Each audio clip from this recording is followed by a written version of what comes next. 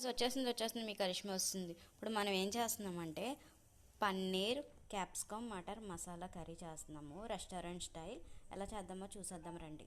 వెలిగించి పెనం పెట్టి దీంట్లోనే నేను ఉప్పు, కారం, పసుపు, పన్నీర్ కూడా వేసి వేపేసాను. ప్లేట్లోకి తీసేసుకుందాం.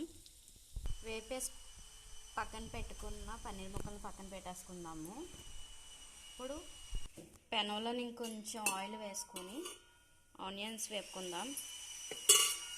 పెనంలోని ఉల్లిపాయలు, టమాటాలు వేసి వేపేసుకుందాము. ఇందులోనే మనం జీడిపప్పు కూడా వేసేసుకుందాము. ఇది బాగా వేగిపోవాలి. వేగిపోయాక ప్లేట్లోకి తీసుకొని పక్కన పెట్టుకొని చల్లారి పెట్టుకుందాం. ప్లేట్లోకి తీసుకొని పక్కన పెట్టేసుకుందాం.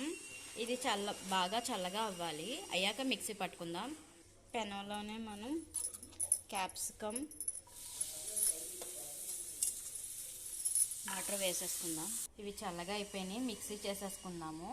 చూడండి, మిక్సీ చేస్తాము. టమాటా, ఉల్లిపాయలు, జీడిపప్పు మిక్సీ చేస్తాం కదా, ఇప్పుడు పెనంలో వేసేసుకుందాము. క్యాప్సికమ్ మటర్లోనే పేస్ట్ కూడా వేసేసాను. ఇది బాగా వేగిపోవాలి. దీన్ని బాగా వేపేసుకుందాము పచ్చివాసన పోయేదాకా. ఉంది కదా, మూత తీసి చూద్దాం.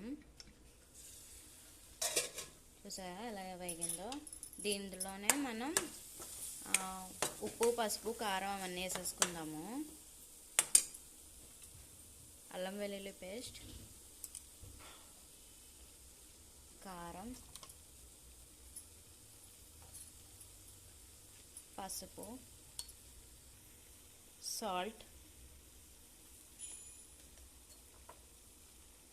గరం మసాలా ఇవన్నీ వేసేసుకున్నాం కదా. అన్నిటిని బాగా కలిపేసుకుందాము.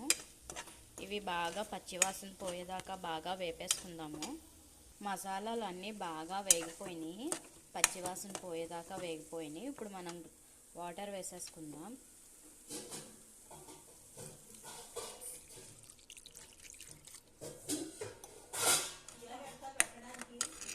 వాటర్ వేసుకున్నాం కదా, దీన్ని మూత పెట్టేసి మగ్గనిచ్చుకుందాము. వాటర్ వేసి మూత పెట్టాం కదా, ఒకసారి తీసి చూద్దాం. చూడండి, దీంట్లోనే మనం కలుపుకొని